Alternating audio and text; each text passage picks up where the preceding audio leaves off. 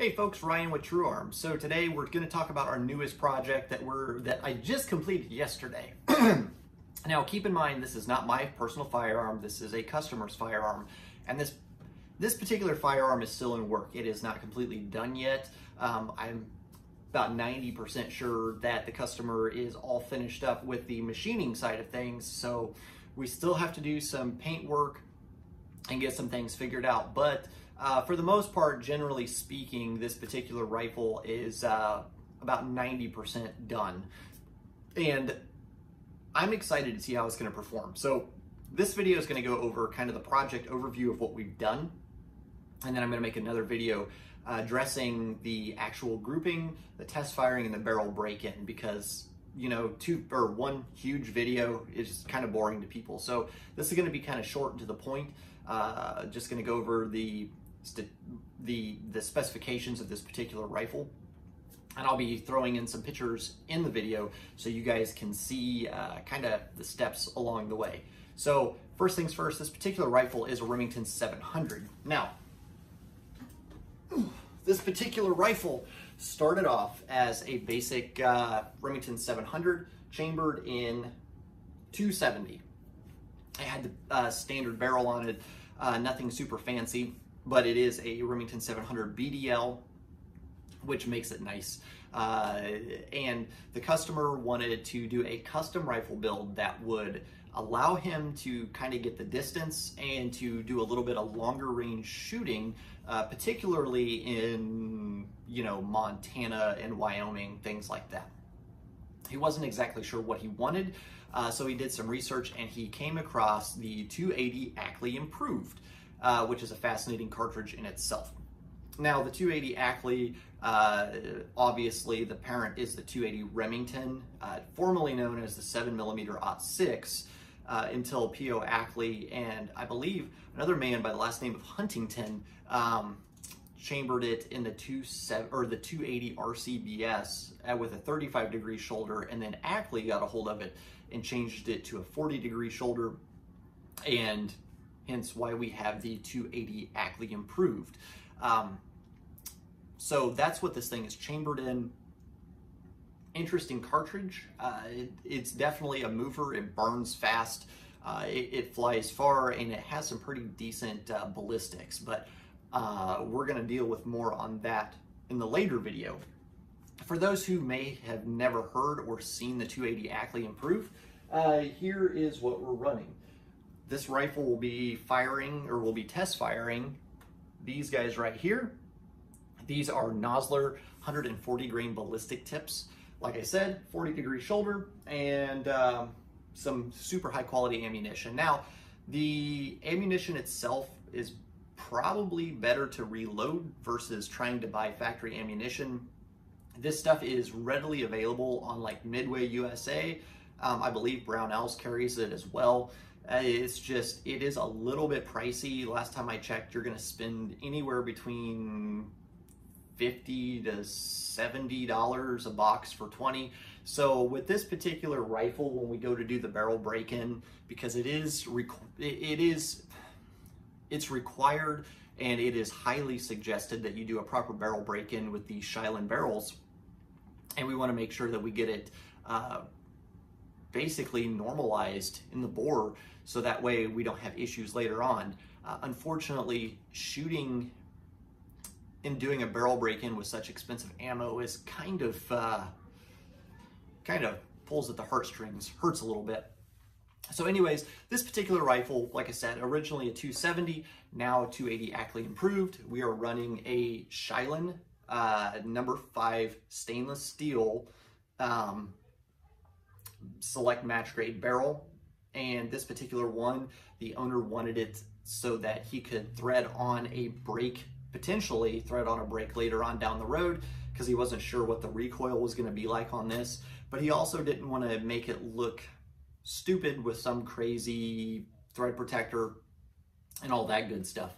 So we machined it so that we have a nice good flow of metal, and then obviously we have our threads under here that is threaded in 5/8 24. I'm not going to remove that all the way, but So it is threaded 5/8 24 for either suppression or for a decent muzzle brake, and that flows really nice and kind of just disappears into the rest of the contour of the barrel.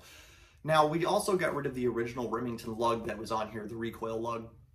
We replaced it with a PTG precision ground lug. We blueprinted the action and also lapped the lugs on the bolt to give it that perfect, you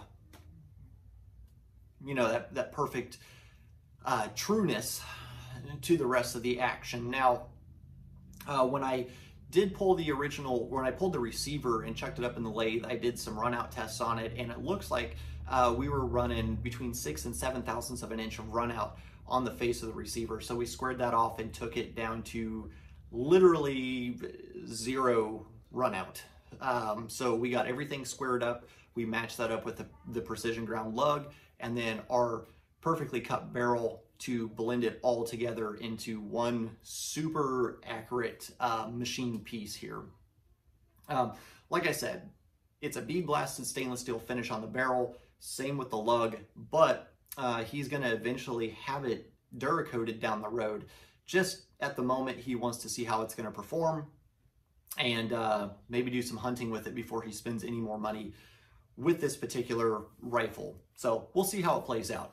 The rifle is sitting in a Stockies stock. I always think that's funny to say that, but it's sitting in a Stockies stock, full aluminum bedded. I steel bedded the recoil lug as well to keep any type of shifting from happening. It is sitting here with a Burris, what is this? Full Field 2, Burris Full Field 2. It's a 3-to-9 power scope. To me, it's a little bit small of a scope for this particular rifle. However, it is crystal clear and looks pretty good. So should get the job done when we go to test it. And that's completely relevant and really important. So I'm anxious to see how this project actually turns out. I've never messed with 280 Ackley Improved before. This was, I failed to mention, this barrel was a barrel blank, so it's completely turned specifically for this rifle and chambered for this rifle. I tight chambered the rifle so that way you have that nice tight fit of your cartridge, as well as allowing for a little bit of stretching as time goes on, so that you don't run the headspace out in quite a quick fashion. Now, one of the things I've read and understood about the 280 is that comparing it to, say, the 7mm Remington Magnum, which is kind of what it compares to in a sense, the 7 mag will erode your barrels a little bit quicker. The 280 gives you similar ballistic capabilities and similar knockdown power without, burning out the barrel as fast. The other thing to also consider is if you're trying to decide whether to do the 280 Remington or the 280 Ackley Improved, you get more case capacity with the 280 Ackley Improved. However, you're only gaining about 100 feet per second improvement over the original 280 Remington.